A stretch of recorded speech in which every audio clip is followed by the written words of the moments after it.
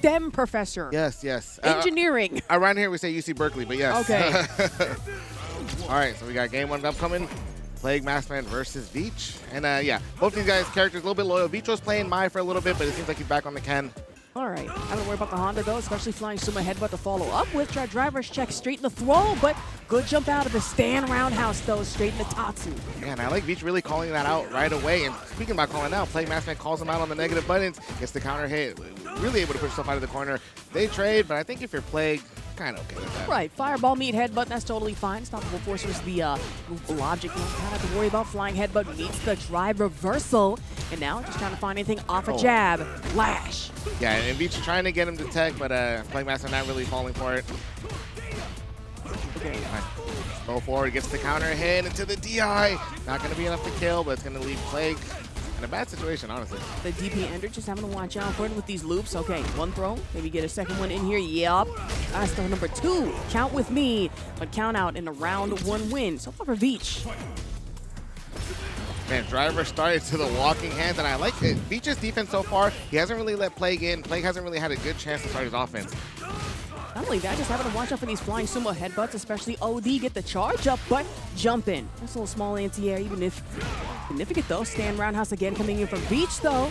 And here's the Jinrai coming in, gets a little forward. And I like how Veech just took up all that space with the drive rush. They didn't really commit to anything right after either. Those 1,000 sumo hand slaps just immediately blocked upon, saying no damage shall prosper against me. Maybe in this situation though, hand chops, headbutt, level 3 to follow up with Ring of Fire. I'm not talking California.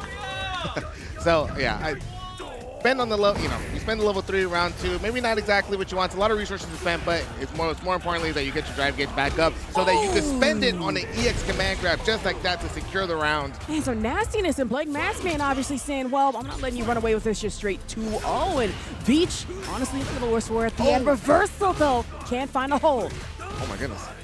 Yeah, and you see, the moment the round starts, plaguemaskman is kind of all gas. Starting off with the drive rush forward, even though he almost got drive rushed, but he's just constantly been in. And here's another chance of him just being in. You have to hold all of these plus frames. I like the delay on plaguemaskman there. Caught him, and with no reaction to the DI. But I don't think Plague actually has enough to kill, so he's gonna need one more touch.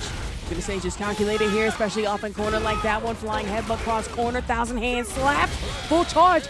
That's damn near enough to kill a perfect KO from plaguemaskman. I'm sorry, let me fix my face. I did not think that was going to be enough. No, I looked over, I saw your shock. I'm like, Goku, you good? Holy crap, man. plaguemaskman really has not let go of the gas at all. Tries to go for the command throw. Veech calls it out. Oh, and the stop sign finding its mark once again. Man, off the head slam again, try to throw and just pop away from Veech, stays down. Can't avoid the OD into the sumo booty. We see it often from TreeWiz, and I always say this when he does it. I love the whiff throw frame, frame kill. Something about it's really charming. So good, try Dragon Lash though, but no, can't find nothing to chip right. Instead, plaguemaskman off the drive rush, still getting caught out of ODDP. Yeah, and you see the ODDP come out. Veech's not really applying much pressure, kind of trying to hold his ground, but plaguemaskman sees that and he says, if you're going to give me all the space, I'm going to take it. Exactly. Just give me an inch, I will take a damn mile, especially an aircraft carrier like this one. Headbutt with the sumo. But no, 1,000 hand slaps with the OD variant. Good, perfect parry. Yeah, and he's able to get thrown. It wasn't even a punish counter throw, which means that throw's going to be full damage. And Veech with a great jump back lands right on top of the Honda, and with the smartly getting the back up too, so he gets a lot of real estate. That punish counter throw is going to be not enough to kill. Oh! Almost misses on the jab though, and nice. Getting with the uppercut, Veech. On 1. Get another round here in the final round. plaguemaskman though, so important winners round 4. Dude, plaguemaskman really, round start is like, I am moving forward. Good luck stopping me. Exactly. I will force my way through. Watch out for the Tatsu though. And now, light loops coming in. DP enter the follow up with the hand slaps, but no, the reversal. The punish counter, jump in. And that's going to be a perfect parry into the corner throw for your troubles. OD punish. plaguemaskman wants that command throw so bad. But Veech is actually playing pretty good defense against it. Firstly, stand roundhouse again. Try to booty slam. Can't find it though. Parried. Headbutt instead. And here, plaguemaskman once again taking up all of that space. Nice, and Veech has to actually really use a lot of drive gates to try to get himself out of the corner, and he wasn't really successful until he got that jump out. Oh, that trade? No. Oh, I was gonna say, I'm really fruitful here, but no, you have to go in with the level 3. Wait, this should be enough to put Veech in burn. I'm not No, mistaken. not quite. Okay. I think it's only about half a bar. Yeah, it's Almost. yeah, but I also like that plaguemaskman did it early so that he wasn't gaining bar while he was doing his combo. And Veech waking up with that level 1. Reactions. Fireball once, twice, 3 times. Just trying to find zoning game. Yeah. And I think more so Veech doesn't want to get in because he doesn't want to commit to the drive rush. And as soon as he did, Commitment to drive rush, be damned that Veech coming in saying, well, I have a DP instead. That'll work just for me. Oh, dude, that super meaty step kick. Alright, you guys playing a little bit of footsies. Plaguemaskman stops him from drive rushing in.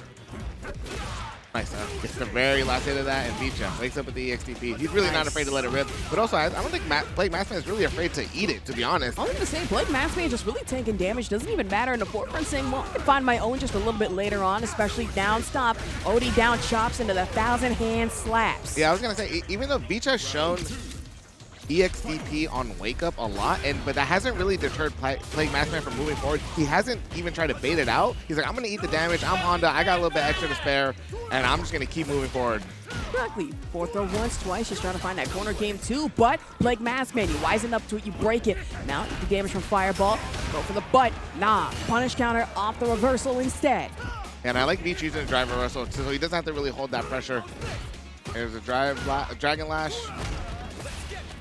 Nice throw loops, little drivers throw loops. Exactly.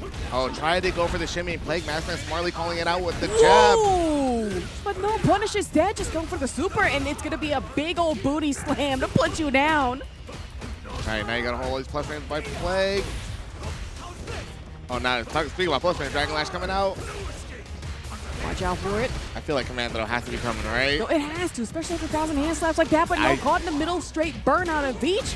We come into this, surely, yep. Yeah, and we saw that in the last game. That moment Plaguemaskman tries to do for the card command throw, he, Honda lifts the leg up. Veech is actually really good about reacting to it and pressing a button to stop it. What a great check on the drive rush. The DP again to follow up with. Go for forward throw coming in from Veech right now. And off the run up, level 3. Obviously not going to hit. Calculated, parried, baited. Now got to eat these Jinrai loops. And that's actually a huge gamble to take in the last game, last round from Plaguemaskman. He is low on health, and Veech has a fully loaded gun at the bottom there with the 3 stocks, or the 3 super meters. Okay, just standing there menacingly. Now let me stop. Fireballs though, gonna eat right through OD there. Butt slam again, and Veech, you know what, do it a second time. Plaguemaskman, that air-to-air though, nice. Ground game damage. Up one last throw. And I like how clean Veech kept it. I mean, like I said, the wake up level 3 was a huge, huge risk. Chumpslayer, Crazy Diamond, the Jury, and the Rashid, and both of these characters right here, especially Chumpslayer's Jury, gets a lot off of their level 2. Oh yeah, I mean he is a level 2 merchant, but rightfully so, because Feng Shui is such a good tool for Jury to use. All right, and already getting things started. Yeah, taking control of the screen early here, moving towards that right side, is just building those Fuha stocks and carrying Crazy Diamond over to the corner here. And this is where Chumpslayer really shines when you have to guess, but the instant overhead from Crazy Diamond, one of his favorite tools to escape the corner. Yeah, and it's also such a great way to get out of the throw pressure, right? And it's a good call out, like immediately right after round 1. The player's close even on drive gate, but there's that raw drive rush in from the side of Chumpslayer. They have a stock built up and baiting out the parry to finish off the first round. Chumpslayer striking blood first. Oh, and the jump into Crazy. And that's the one thing, Rashid not really known for his good anti-airs, but Crazy Diamond is always so on top of it. And talk about, avoiding the throw. Chumpslayer uses that instant air MP. Yeah, that's exactly something we saw him do over at Risk. And another thing we saw him do over at Risk was use that raw DI against Crazy Diamond. And here comes the Feng Shui engine. And this is exactly where Chumpslayer likes to pop the level 2 to go ahead and attack the drive gauge of his opponent. But great parry there from Crazy Diamond to keep himself out of the negative. But Chumpslayer just pouring on.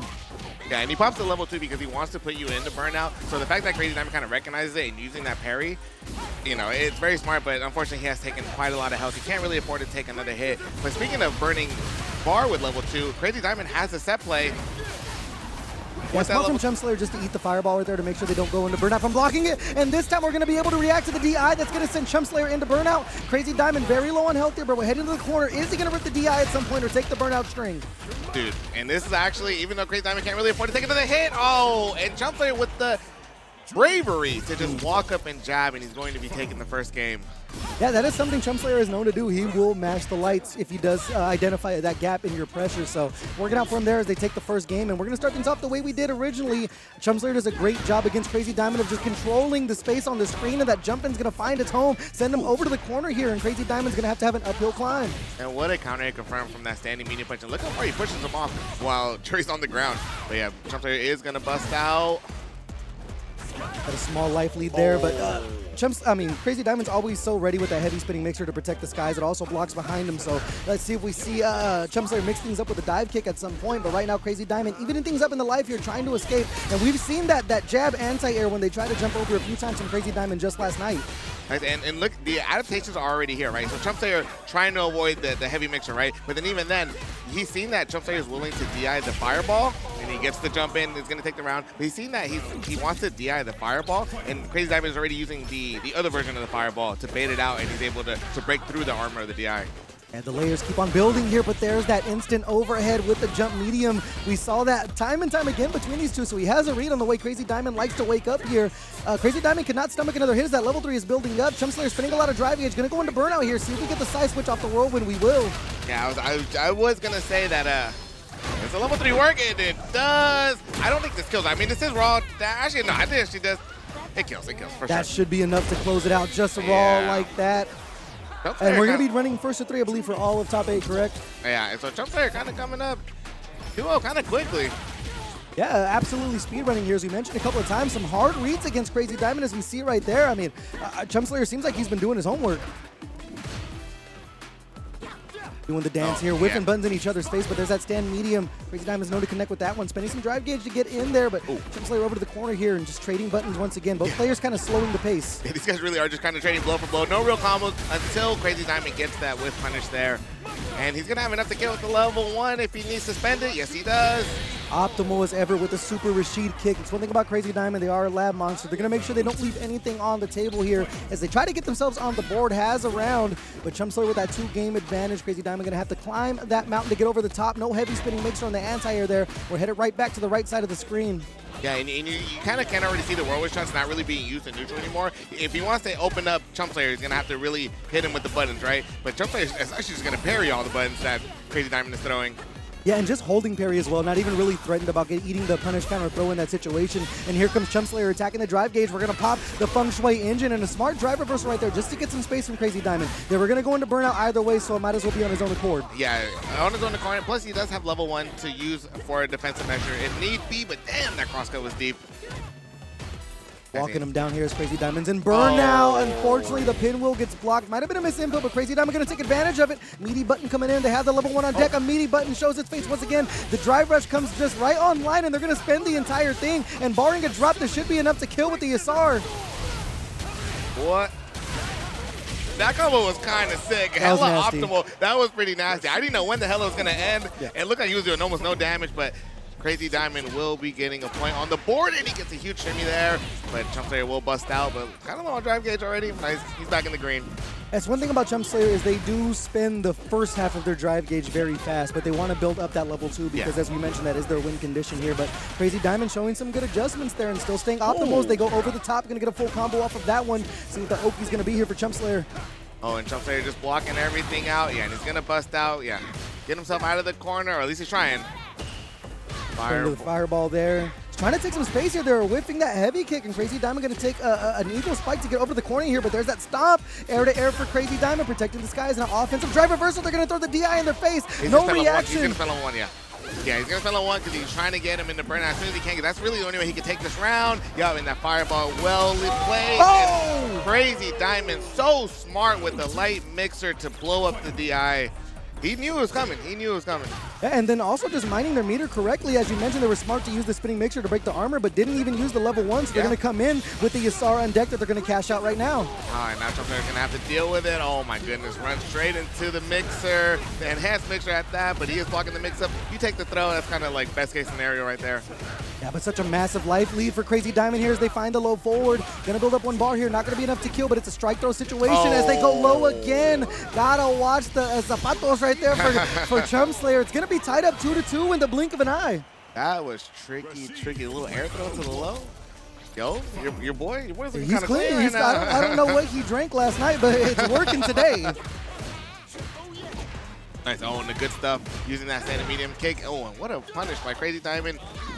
Oh, That's a huge punish, and he misses. That sucks for Chumpslayer, but Crazy Diamond will take advantage. You gotta wonder if that's another attempt to build a Fuha stock there, but God. either way, Crazy Diamond still on point with the whip punishes as they go over the top, not able to get the heavy spinning mixer, but they're just taking to the skies here, and right back at you says Crazy Diamond with the OD. Dude, honestly, momentum is all on Crazy Diamond's side, and he almost got the bait, and Chumpslayer is gonna find the DI. Does he have enough to kill even with level 1?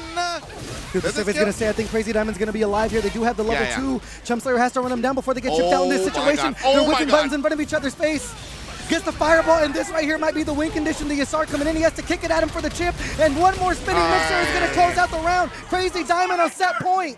Oh my God, and absolutely no gap for Chumpslayer to reversal level 1 there. Such great set play by Crazy Diamond there. But Chumpslayer is finding the dive kick there over the fireball. That's great awareness thus far from Crazy Diamond, but Chumpslayer once again just peppering in these lights to mind the P's and Q's of Crazy Diamond. They're going to find the anti-air there, looking to go over the top, and Crazy Diamond not afraid to challenge with the lights. Nice, and I love the drive reversal there. Puts him a little bit low on drive gauge, but takes corner control, but Crazy Diamond is going to take his turn back with that jab. The medium punch right there. We're going to spin the engine here, and this might be an idea just to get some of your drive gauge back for Chumpslayer in this situation, getting caught by the whirlwind shot, but we're going to go in for seconds. Yeah, and Chumpslayer, he has level 2 pop right now. You talk about set play. Chumpslayer is the best in the business when it comes to using the level 2. He returns the favor, hitting him with the low. He said, I saw you mixed up that last game. Yeah. I'm going to use that. We're going to start off top 8, the last top 8 for the year, with a final game, final round between our first 2 competitors here, and Chumpslayer off to a hot start. Nice, and going for those throws. Yeah, and every throw builds him back that much more meter. See how Crazy Diamond can fight his way to the corner. He's known for doing it, And but he gets clipped with the low. They don't have the Chumpslayer. meter, but it's going to go directly into the level 1. And Chumpslayer is going to use the level 1. It doesn't quite kill. But what's going to be? Oh, he tries to go with the instant MP. Crazy Diamond has And the he meter, hits but it gets with the caught. overhead. Chumpslayer will be knocking Crazy Diamond into losers. Moving on to the top 8. That's my boy. You finally got one. You finally got one. Well, it's one game, right? It's one set. But that's the kind of thing, you bring up the drive gauge, but it's like, that's kind of the nice thing about playing Modern, where it's like, you can use level 1s to defend yourself instead of, OD meter. Well, let's see how things crumble here. As we mentioned, it's going to be ChrisG on the Modern chun here. YJK known to be the Bushin style player here. And we're going to take things slow here as YJK just sliding in. I know you say when Kimberlys don't know what to do, they immediately turn to the slide. Yeah. And I also like, I wanted to point out kind of earlier in the match, ChrisG kind of already checked him with like, I'm going to dash forward. How are you reacting, right? So we could already see, maybe these mind games already getting into play, and ChrisG catching him, standing up, good that low forward. Look at the toe tap setup right there. YJK not going to parry. ChrisG was trying to look low on that one, and playing with their life lead, and they're just standing back, waiting for the drive gauge to build up, so YJK has to strike first as they look for the slide right there, but just not able to open up the defense of ChrisG as they're going to find the low forward in that situation. Not going to have the super here to look for the kill. Oh, nice, and great slide to go underneath that fireball. ChrisG in burnout. I mean, this is YJK's time to make something happen, but he's walking around maybe a little too much, gets clipped with the low forward. Yeah, just simple and clean for ChrisG there. Didn't really have to take too many risks as they continue to just turn chips into chumps against YJK, but this time YJK starting off a little bit better as they get ChrisG into the corner. Meaty punch, or excuse me, meaty kick right there. Yeah, and I love that standing heavy kick. Kind of catches the delayed option there. And what a tricky little setup. So yeah, YJK has full control of this corner here, and ChrisG knows when to use that light kick. Yeah, the patience as well, not falling for the Kimberly Classic, which is the walk back into the heavy punch, and this time putting themselves in a burnout, but as you mentioned, it's not the end of the world for a Modern player here, especially when you have YJK over to the corner. Chun-Li doesn't even have a throw loop. That's YJK just eating that one. Yeah, I was just about to say, there's a new patch I didn't know about. Oh, and the slide a little bit too close, but not too big of a punish here. YJK's time to still make something happen. Oh, and kind of still using that burnout string. Didn't really work out for him, so he's going to get punished for it. Level 3 is on deck.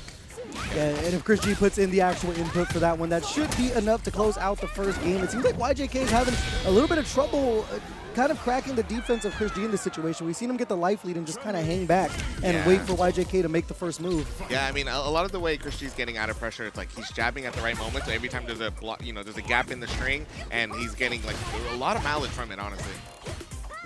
Striking in with the buttons again, making YJK block, but spending a lot of drive gauge getting in. But once again, just sitting back and waiting for YJK to make the first mistake as they punish the slide. And I've never seen YJK slide get punished as hard as it is now. But you see ChrisG standing right outside of that range. Yeah, that also comes down to the walk speed of Chun-Li. I mean, one of the better walk speeds in the game, so they're able to move in and out of those ranges a lot faster than most characters in this game. But YJK able to finally confirm there as we head back to the corner. If they're going to make something happen, it has to be here. But the OD Tensho kicks from ChrisG. Yeah, and I think if you're YJK, you're okay with taking that, but the back throw is a little detrimental. Oh, finally punishes that low forward right there. Such a long-reaching button from the side of Chun-Li, and YJK is going to get the full B&B. We're going to spend the entire thing. Has to end it in the level 2. Should be enough to close it out. I don't think it's going to be enough. It's going to leave ChrisG in burnout. Never mind. My bad. We don't play Kimberly. Yeah, but close enough, fully optimal for YJK. They had to spend a lot of meter to get themselves around here, so YJK going to come in with the meter advantage. But you see, even though he got punished for a slide, YJK is still relying on that in neutral to get in. Oh, that's a whiff punish. Yeah, Chun-Li, I mean, some people will say that standing heavy punch is kind of bad, but when you whiff punish like that. Exactly, get the confirmation afterwards too. See how that trigger finger, like we mentioned before with the level 1, YJK able to hit the brakes in time here, and ChrisG finding themselves in the corner. Let's see if YJK at some point has the cojones to look for a DI in this situation. Oh! But they might not have to. They dropped the combo. Was that a setup? Because I've never really seen YJK drop like that, and then he was able to get the overhead into the full kill. I'm thinking that if he had done the original combo, that wouldn't have killed. Someone will say that was really intentional. Either that or a happy little accident is going to work out for YJK. Even if it was a mistake, I'm sure he'll never admit it. No, I played it the entire time, but evening things up one game apiece right here, and they're starting to really mix up their options, looking to go over the top against ChrisG, and we didn't see any instant super right there to counteract their reaction for the overhead. All right, and the slide really working wonders for YJK here. That's his primary way to get in, or just walk him and hit that stand medium kick like he just did. And this is the spot where ChrisG has to be careful with his drive gauge because no super to defend themselves in the situation, and YJK is aware of that as we saw the run step right there to chip away at it, but now building up the level 1, going to spend the entire check for ChrisG. Nice, and I like to use the drive reversal there. Get yourself back into the corner, and that slide, yeah, oh my god, he is using that slide to really get in. YJK glitching out in the corner. Yeah, still just mashing out those lights to get themselves some space here. YJK putting him right back where he belongs. Does he DI? He does. No amount of reaction from ChrisG, and this should be enough, barring a drop from YJK to close out the round and finally take the lead here. I love the test by YJK. You know, I know you're playing Modern. Yeah. I know you can react, but let me see it then. It's almost a situation, too, where it's like you have such a life lead, even if ChrisG does go for the level 1, you might be able to bait him into using meter he doesn't necessarily need to use. Exactly, and when the level 3 is not on deck, the comeback factor is not as high. Oh, and okay, I was going to say ChrisG got the punish counter. Didn't quite confirm the first time, but he was able to get it the second. That's a throw right there and keep the momentum. Looking for the OD overhead on that one, but ChrisG staying stout on defense. Going to find a confirm here, and love that they're using the dash to continue the momentum forward as ChrisG back rolling right there, but finds a little forward once again, has that level 3. See if they choose to spend it at some point to try to build some of that gauge back. And that's one thing I noticed about ChrisG, even playing him yesterday, he is not afraid to wake up with buttons, to call you out and say, hey, I know you want to walk more than you think I'm going to allow you to. I'm going to wake up with this low forward and get the hit. Close on life right here, the level 3 on deck for YJK. Looking to go over the top. The defense on ChrisG is kind of waking up here, putting themselves in burnout, but YJK cannot afford to take too big of a risk with those modern reactions. Oh, got him with the slide. And I was going to say one more hit, we'll be able to take it. No, he dropped it. Oh, my goodness. Got to be careful on what you do here. ChrisG's going to come back online. They mash out the lights again. Going to go directly into the level 3. The scaling not going to matter here, but spending it all to stay alive. What's crazy is that I was commentating one of YJK's matches earlier, and he ended up dropping a combo, and I was like, dude, I've never seen him drop a combo ever. And to see him do it again, especially in the clutch moment like that, usually when YJK hits you with that little life, you are dead. And the low forward coming out early from ChrisG right here. Going to go over to the corner. YJK has that meter advantage because ChrisG had to spend everything to get to another round, but there's that heavy punch again. Almost 50, actually 50% down for YJK. Dude, all from a standing heavy punch. I think that's a pretty good whip punish tool. You got to deal with the toe taps right there. YJK's defense just not staying up long enough here. Strike those situation. They look for the drive reversal, but the perfect KO for ChrisG. Layers upon layers we're seeing with these characters. They're trading different options constantly. And what a huge turnaround from YJK landing what would have been the game-winning hit to ChrisG getting all the momentum in that last round. And that last round was kind of quick, to be honest. Yeah, ChrisG just adapting very, very well here, but I'm sure YJK has their own bag of tricks they haven't just gotten into quite yet. Canceling into the run there. Oh, wow, able to sit down and avoid the air lightning legs and punish with the jab. Oh, and that's a huge bait from YJK, and it's going to be a good amount of damage. Just chooses not to spend any meter, so he's going to be able to save it, so just in case he needs to get in. Oh. Hey, can I tell you something? That light kick, I don't know if it's a bait or he just missed his run. You know what I mean? We'll take those. Yeah. We'll take those. We'll take those. We'll take those. But it's going to work out for ChrisG either way with the perfect of their own. One round of gauge on deck for both players right here. And see how ChrisG is going to be able to shake that one off right there. They're going to find the whiff punish. That spinning bird kick does so much corner carry and able to chase down with the drive rush here is ChrisG. Dude, and really just push him to the corner with all these throws and stray hits. Oh my God, did you see that micro walk up to hit that standing medium punch? Yeah, Hit his confidence. frames. Confidence right there, and they find another low forward. I don't think they're going to be able to finish the job here with the level 2, so we're going to go for the toe tap setup. They did it empty to bait out the throw, but YJK still alive here with the critical art. Oh, and he got the counter hit. Yeah, YJK has plenty of meter, and he's up around, so nice. Okay, those are the modern reactions that we have been expecting from ChrisG. So yeah, saw YJK commit to something, gonna spend the super, take the round, tie it up the round. And not the end of the world for YJK though, because you are heading into another round, but ChrisG opening things up with that low forward again. YJK still sitting on that level 3, has to find a way to spin to get that Kimberly buff. And a medium kick to apply some pressure into the DRC. Let's go for the throw. ChrisG's defense on point though. Yeah, the footsies have been impeccable thus far, and YJK once again stuck on the right side of the screen here. Tick throw to get in. It's a guess for game situation. You cannot afford to get clipped if you're YJK directly into the level 2 to minimize the scaling here, but it's going to have to be a toe tap setup afterwards. Not going to be enough to kill. Does he get the toe tap setup after this? Oh, no. Never mind. Goes for the frame kill into the throw.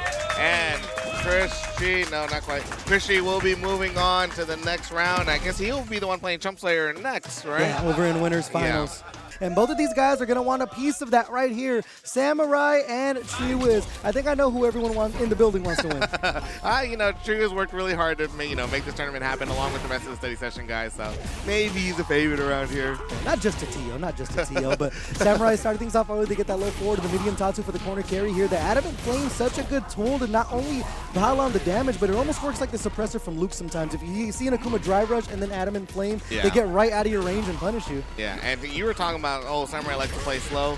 Low-key mauled him in the head. From like the round start, he low-key mauled him, bro. Okay, he's getting older. He said it's about 8 o'clock. He's got things to do.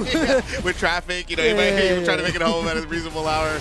Yeah, just changing the pace right here, using the teleport also to go ahead and get the throw off of it. And TreeWiz just kind of put in the corner here. Not a spot we usually see them in for too long. Yeah. But you see him kind of slowly walking out, right? You inches forward as much as you can, but unfortunately you inch forward too much and you're going to run into a button if you get a little too close. And everything is just landing for Samurai as they get the punish counter throw right there, confirming with the lights, and that's just going to be enough to close out the first round right there. I mean, every single thing for Samurai was landing. Yes. Yeah. There's no way this matchup's like that bad for Honda, right? Oh, no, there's no way that this can. Does Akuma have a bad matchup? Can we ask that question? Yeah, true. Maybe Ed beats it. Maybe. Maybe. Yeah, but that walk speed is something that I think Hondas kind of have a hard time dealing with because your farthest reaching button that you're going to confirm off of is that stand medium punch, and that's kind of about it to try to control neutral, and especially against a player like Samurai, you can't really throw full screen headbutts. Yeah, and I like, and you see TreeWiz sequencing, he's like looking for the type of like delayed buttons, and Samurai really playing the defense of just blocking everything out, but because he blocked so much, he had to take a lot of damage to the drive gauge, and now he's in burnout. TreeWiz missing the punish there, but he will get, he's gonna get the burnout set play, and he has more than enough to kill her, especially with Akuma's low health and Honda's big boy damage. Definitely be enough to close it out. Barring a drop here with the level 1. Only having to spend 1 bar to close it out. TreeWiz striking back here. And it seemed like the tide just turned and everything was working out for TreeWiz this time. Starting off in neutral, you see TreeWiz kind of slowly inching his way in, but he decided to whip a button in front of Samurai. Can't really do that. Got punished for it, and he beats the counter hit. Samurai using the level 2 right off the rip. Should get the extension off of it as well with the back HK right there. Because of course Akuma does. Gets the knockdown with the heavy Tatsu. But what a backdash from TreeWiz right there to finally get themselves out of the corner here. If they're going to win this round, it has to start here. And what's cool is that level 2 is on deck. So in the moment that TreeWiz isn't absolutely glued to him, because he's, oh my goodness, and that dive kick hitting, that kind of sucks for TreeWiz. But he's still in it. Oh, okay. Now he countered it that time. And the DI getting thrown. Imagine if that would hit.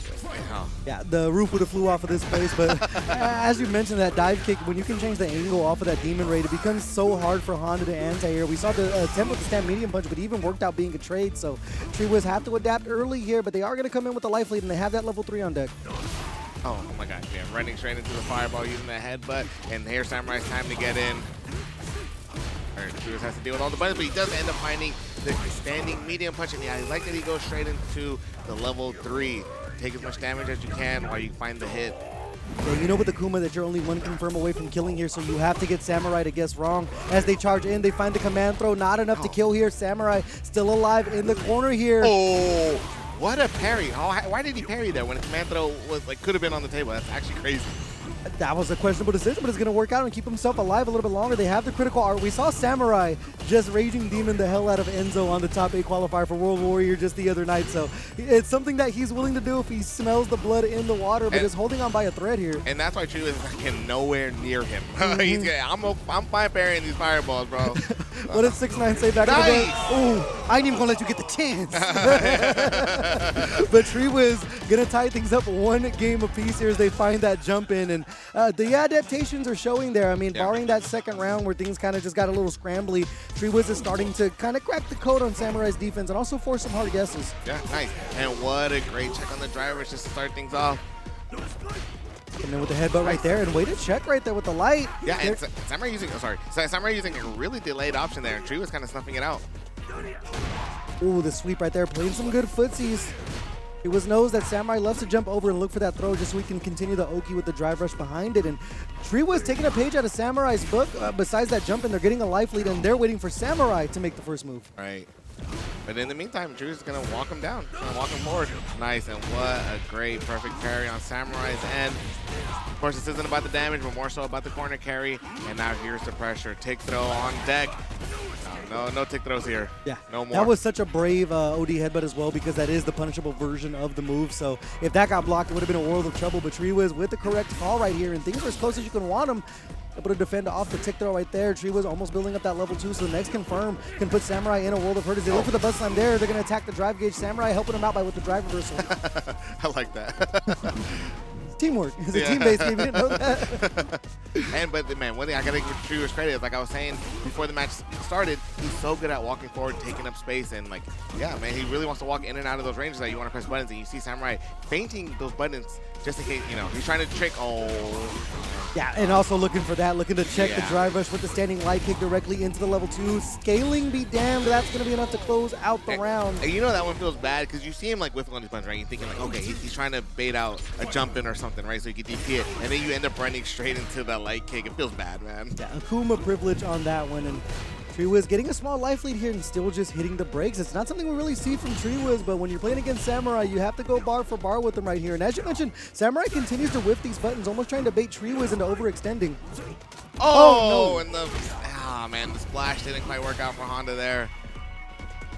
Almost dead even on health here, and man, they are using up the clock as the headbutt lands there to counter the drive rush. TreeWiz trying to build up that level 3, but protecting the skies of Samurai here. The delay of all delay on that jabs. Dude, man, I really like Samurai's neutral here. You know, he goes from either whiffing buttons or he's actually throwing the fireballs, right? But it's like the mix-up is so like, you really don't know what he's going to do next, right? And TreeWiz has no choice but to just kind of walk forward and kind of block everything, right?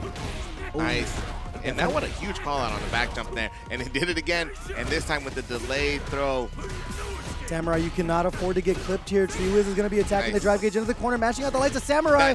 Smart from TreeWiz to not to look for the anti-air, and also smart to look for the DI in that situation. He's either going to have to spend the level 1 here to kill, but with the Akuma help, you might not have to up the 100-hand slap. TreeWiz optimal there.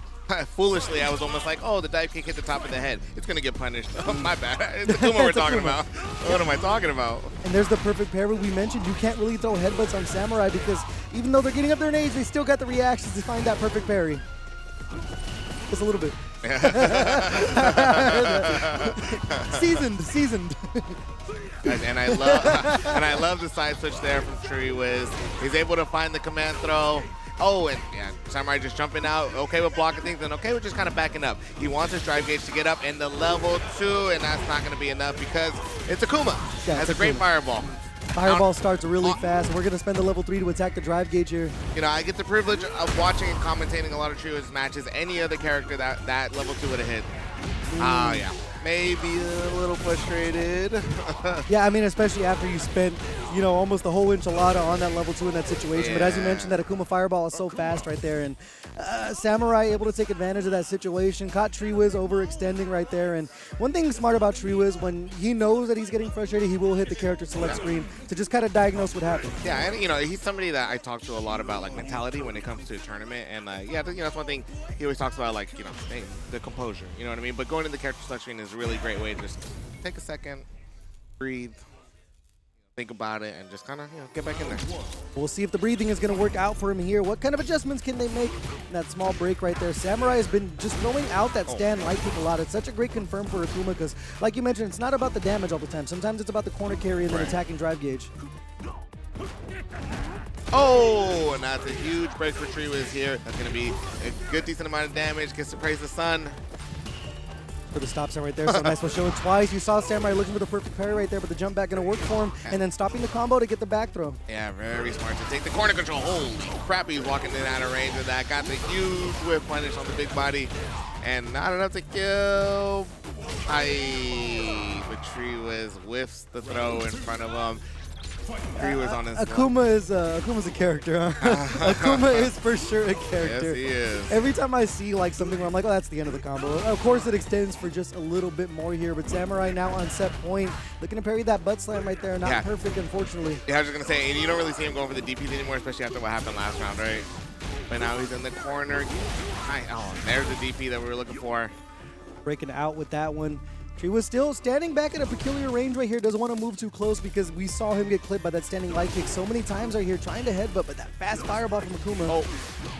Oh my God! So he tried to go for the light headbutt to try to bait something out, and Samurai met him with the drive rush. Now look at all the momentum that Samurai has.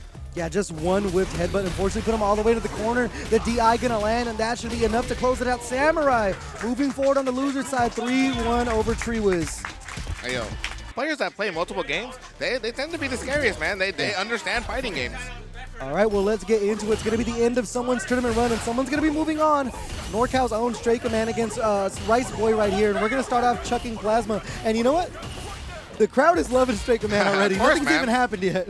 Dude, he's one of the nicest people in the scene, man. He's very beloved by our whole scene. So nice. Gets the drive rush jab.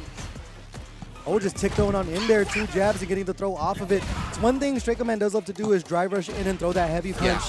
Donkey kick there to get the corner carry. Another thing he loves to do is actually really walk up jab, and it gets him a lot of miles. In his fireball game, and just like that, gets the walk up jab, and it's like it's not even about the damage at that point. It's more so like, damn, like this man is taking space. You know what I mean? And then also throwing out the Hasho Gussi to go ahead and attack the drive gauge. So one thing I learned nice and early is that Rice Boy got those anti-airs on deck. Not only did he have anti-airs, he got crosscuts. So. And just putting on the pressure here as they build up the Fuha stock. Strakaman does look for that low forward a lot with the low on drive gauge here, so they're going to go ahead and chuck the Plasma, stay back so they can build up 3 bars, but a timely jump in from Rice Boy. Yeah, and that's the D. You know when you miss a DP and the next time you wake up, you let that shit rip. You're like, damn, this one should have been the first time. You know what I mean? Yeah. And I think that's what we saw there. So Rice Boy right now up 1 round here. They do have that level 2 on deck. Strakaman almost with the level 3, but got caught reaching. You reach, I teach, and over to the corner you go. And that's what I'm talking about, dude. Rice Boy is ready, and that's probably from the anime, back game. And he gets the jump shimmy straight into the level 3. Won't be enough to kill. Actually had hella meter. Probably could have killed if he had spent it all. But Strakaman will be living on a prayer. The answer is going to be on wake up here. Could not afford to get hit. Just mashing out the jab's going to work out for him. They have the critical art. Rice Boy right now comes up at the end of his face, but they go over the top. You mentioned they come from an anime background. Is holding up when you have your offensive Oki an anime thing? Because it worked out from there. I would never play those games. And just like the first game started, Strakaman going into that zoning until he finds the low forward. It's a driver's nice. Good block on the overhead by Rice Boy there, and he finds his way in. Has one stock go, and the trade is going to work in Rice Boy's favor there. Strakaman stuck in the corner. But you're still mashing out the jab. It's something you mentioned Strakaman loves to do. It's almost an old school fighting game thing to just mash out your quickest button. And it's working out for Strakaman here as they're attacking the drive gauge, but just walking up and sweeping. Going to work out for Rice Boy. They're going to spend all the drive gauge here. They're going to burn the level 1 to force a strike throw situation, but let's see if the bet works off for him. Oh my God, dude. Walked up and the delay on the that standing medium punch, especially, and he got the counter, so you know Strakaman actually woke up and jabbed again, right? I mean, it worked out for him. I don't see why he wouldn't try it, but kind of bit him in the butt there. Right now, staring the 2-0 deficit in the face as Rice Boy is able to pick up with a pinwheel there. Oh, dude, really called out Strakaman. Said, I know you're going to stand up here. Here's a sweep. That's another DP. You cannot jump on Rice Boy. I'm telling you. Strakaman just absolutely jailed in this corner here. So we're going to build the Fuha stock. The reaction still on point as they find the perfect parry. They have the level 2 on deck. They bait out another DP, and that's going to spell disaster for Strakaman as Rice Boy is going to be taking a 2-0 lead. Okay, so Strakaman typically when he loses, he will take some time to think about himself. And honestly, he's really good about coming up with answers. But yeah, honestly, the whole room right now is on Strakaman's side. Everybody's cheering for him. But Strakaman will be taking time to think about it. He can come up with the answers. I know he can. And right now, Rice Boy just kind of feeling themselves, bobbing them heads to the music right like they're really confident. I'd be too, bro. You see those DPs he was in? Yeah, especially against a player like Strakaman, who's kind of known for controlling neutral here. So keeping him jailed in the corner has been working out thus far. Strakaman, maybe a last game here. Let's see what the action is going to be. They've been getting caught backdashing, and that's one thing about Jury that's been a thing since Season 1. That drive rush is almost a teleport. Yes, yeah. And I think some people don't talk about how strong it is, but nice. Strakaman busting out there. Oh, my God. Missed it, and that's going to get punished big time. Yeah, and I like that he go for the low forward into the dunk kick, so he's able to charge up the dungeon. Just waddling back and forth here, getting caught by the charged up Hadouken right there. Almost even on life here, but Strakaman still giving up a lot of real estate to throw into the corner here. Rice Boy mashing out the lights. Strakaman right back. Charged up Hashigeki. They're going to spend the level 1 here to get the life lead. I was going to say, it's funny because Strakaman, oh, what a great walk-up jab. Doesn't quite kill. It's a shred of life here for Rice Boy, but meeting in the air going to work out for Strakaman. That jump back light taking a page out of Trauma's book right there. And Strakaman trying to make this a 1-2 game. Yeah, and I like the way Strakaman's switching up the timing on when he wants to throw a fireball game. You know, the last few games he started off with it, and you feel in that last round he did a little bit more towards the end when Rice Boy wanted to get in and secure the round. And right now, Rice Boy low on drive gauge. Strakaman was giving him some space. That's the 3rd time they look for that drive rush overhead, but they are going to find the low forward in this situation. See if they go for the safe jump, set up the frame kill into the standing medium punch. They're going to have enough to build up the level 3. That should be enough to close it out. And Strakaman is going to go 1-2. Dude, this building is going wild for Strakaman. But like we said, he took the time to think about it. And you saw that the tempo in which he played changed. So, you know, at first he just started with a lot of fireball, but now he's going a little bit more bunsy. He's drive rushing forward, jab a lot. Oh, but he is getting clipped, unfortunately, now. Rice Boy in full control.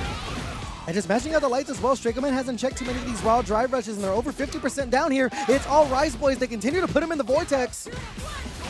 Nice, and that's going to be a huge bust out, and this is Strakaman's time. Ow! The raw DP going to be blocked there, and now Rice Boy on set point, and they have their own little crew that's popping off for him. There's some Rice Boys believers in the crowd. See if Strakaman can hold off for just a little bit longer as they get caught by the stand medium punch again. And I keep praising Strakaman's ability to walk up and jab, but honestly, Rice Boy is kind of showing the same thing, especially with that forward medium punch. Dude, he's using the hell out of those plus frames. Must be kind of sick to have +2, huh? Yeah, wait, must be you nice. got that shit too, huh? I don't know. I didn't hear anything. But Rice Boy right now finds the confirm. They have enough for the level 3. They drop the combo. Strakaman is still alive here. See if he can fight his way out of the corners. Nice. The fireball. They mash out the jab. All right, and Strakaman's finding his way out with those jabs. The dive kick to close it out, and they're loving Rice Boy right now. Someone making a unanimous run over here at FITS number 8 is going to keep the magic alive for just a little bit longer as they take it 3-1 over NorCal's own Strakaman. These are kind of the favorites to win the entire thing, so unfortunately going to have to send one of them home on this one, and one of them's going to be moving on here. But let's get directly into losers quarterfinals. YJK and Samurai, the Kimberly and Akuma. All right, and we already see the neutral game started. The slide getting stuffed by the fireball already. These guys are playing pretty slow. Yeah, just 2 characters with great movement speed as well, especially when Kimberly does get that buff. So you're going to see a lot of fishing in and out, looking for these normals here. And you know, as Kimberly, you love that stand heavy punch as we see there, and the stand medium kick. So see if they can catch Samurai swinging, because as we pointed out, they do whiff a lot of buttons, but they are going to find the overhead there. Nice, and YJK just kind of parrying there, trying to find his way in. Oh my God. Oh, dude, what a great sweep. To stay right out of the range of the dive kick. It whipped in front of him. He's able to get the sweep. And now here's a full combo. Oh, wow, finds the low right there. They're going to get the paint can set up on top of it. They have the level 2 if they want to search for a kill here. OD Tatsu, they're going to spend it twice. They're going to spend every single thing they have. And with the Akuma health, this should be enough to close it out. YJK on the board first. And it's interesting because YJK went for the low, but there was no counter hit. So I kind of wonder if Samurai's trying to either backdash or throw, jump over it, right? Drive rushing in for more, getting caught with that standing heavy punch from YJK. They have an entire drive gauge to spend right there, going with the OD is going to drop. They dash inward for the Oki, gets the throw. Samurai's got to protect the drive gauge, and they're going to do it by busting out with the level 1 reversal. Honestly, I think for YJK, I think you're okay with that, right? That's also very smart on YJK's part, right? He doesn't do the ODDP, so he doesn't spend too much of his OD bar. Ooh, but still playing footsies as Samurai there. They're not going to believe in the confirm to go into the drive rush cancel right there. They're going to spend it off of the stand light kick. Spending a lot of it. They're going to punish the slide with the jabs here. Not able to go into a super in that situation, but it's strike throw. All right, Samurai. Oh, I was going to say a little bit greedy with the meter there because I think he could have spent level 2 for the kill, or if not, maybe level 1. And is this going to bite him in the butt? See what happens here. The delayed low forward there from YJK. They find the confirm they need, and it is going to bite Samurai in the butt as YJK is going to take the first game. Dude, Samurai could have had that there. Yep. I don't get me wrong. I like the confidence of being like, you know what? I have a huge life lead. I'm gonna see if I can save the meter, but sometimes that's why you cash out, man. Yeah, that is one of the ones you watch in the replay room afterwards, and you're like, man, if only I spent it, could have changed the dynamic of the whole match. But it's going to be a first of 3, so Samurai has time to grow and adapt out of that situation. Spend things more wisely as YJK opens up to a 50% lead early. Right, and even though some interactions have happened, I do want to point out that that's another instance where YJK got a hit in the corner, and it wasn't a counter hit. So we see, I think Samurai is either opting for the backdash or jump forward on it while he's stuck in the corner. But he doesn't really have to worry about that now because now YJK's the one in the corner, eating a lot of hits and taking a throw. Yeah, Samurai just using that movement speed to its best ability. It's one thing about Kimberly, when the faults that do come up is that they're a character that doesn't have a lot of defensive options outside of using a super right there, and Akuma is able to put on that pressure so much as we see YJK back in the corner here, almost building up that level 3 is Samurai. Oh my god, and he got the push counter. YJK trying to tap parry there, doesn't quite work out. Did he spend it here? No, not quite. Here's some throw loops for you, or potentially. Oh wow, they're just whipping things, but that stand light kick once again landing for Samurai. It's one of their favorite confirm tools, and they're going to spare us the time and not spend the level 3, just finishing it off with the fireball there. Now 1 game apiece. And not even just the light kick, just the walk forward light kick, you know what I mean? Nice, and what a great DP. The classic Shoto game plan. Oh, hits him with the plus frames, got the counter hit with a great confirm. 50% down in the blink of an eye as they take the plus frames again off the OD fireball. Continuing to go for the throw. YJK having to spend the drive reversal to get some breathing room. Why is he plus? Why is he plus after he throws a fireball, bro? Like, why? Of course. That's the thing. Has Akuma ever, been bad ever in any game? No, he never is. But he has 9K health. All right, anyways. Sure, buddy. Whatever makes you sleep better at night. But if Samurai wins this match, he might be sleeping good tonight, and he's going to take a 1-round advantage here in game number 3. And honestly, dude, Samurai, the way he's using that standing light kick, it's gotten him a lot of mileage. That's 2 rounds in a row now that he was able to close out using it. And there it was right there. It traded, but that's kind of in Akuma's favor, and he chooses the right time to bust out. Oh, my God. No DP for Kimberly. It kind of sucks to have to deal with the Demon Raid. I wonder if the stand light kick is almost a preemptive button to kind of counteract the risk of a slide coming in to go ahead and whiff punish that, or at least hit the startup of it. Well, not only that, but then you're able to catch the low forward, which is kind of a longer normal, right? Oh, right there gets the Atom and Flame. This should go directly into it, level 3, and Samurai is putting the pieces together here as they find themselves with a 2-1 lead. Yo.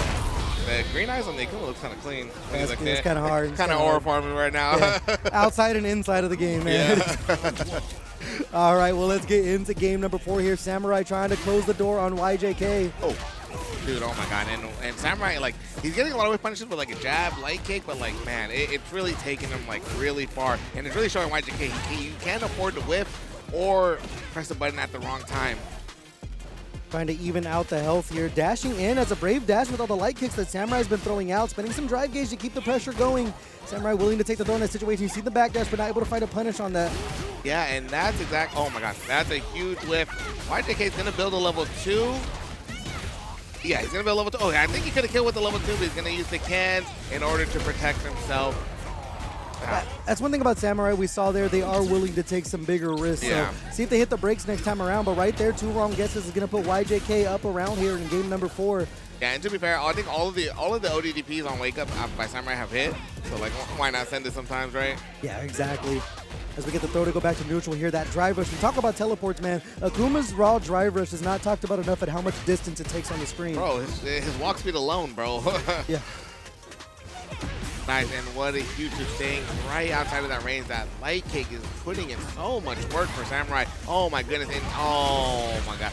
YJK, he looks a little flustered, honestly. Yeah, it's hard not to be when we mentioned that slide from Kimberly is a tool for Kimberly, but also one of YJK's favorite skip neutral tools, and it continues to be checked here by the lows from Samurai, and then the backdash on top of it, using the Demon Ray to get an empty for the throw. Almost 50% down here with the Akuma damage. You can't afford to get hit again. Samurai on the verge of sending YJK out of the tournament. Oh my god, and this is all from a jab. He's able to get a huge combo. Going to level 3. It will be scaled, so I actually do not think this is going to kill. I've said this plenty of times tonight. I've been wrong.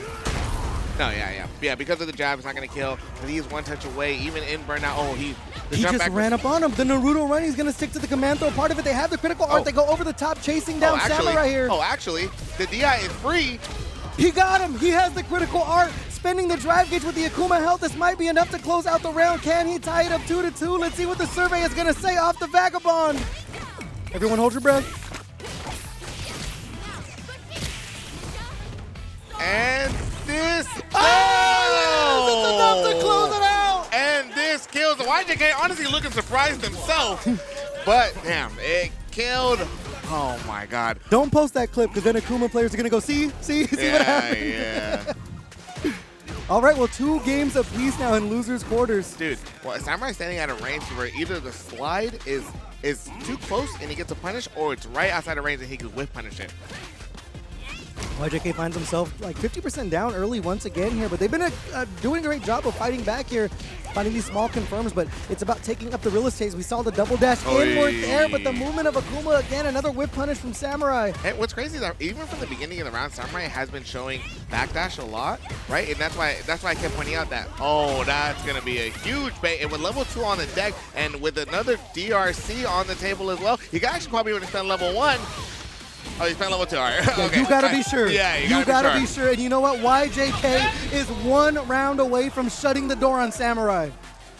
Yeah, but what I was trying to say is that we see Samurai backdashing a lot in the corner, and I like that even though he kept getting hit, he's still showing it. And I think YJK does need to take a little bit of mental note, but he is 1 round away from knocking out Samurai, and that's a huge whiff punish, but unfortunately he jumps himself into the corner. Has that bar of super on deck. Samurai very low on drive gauge here.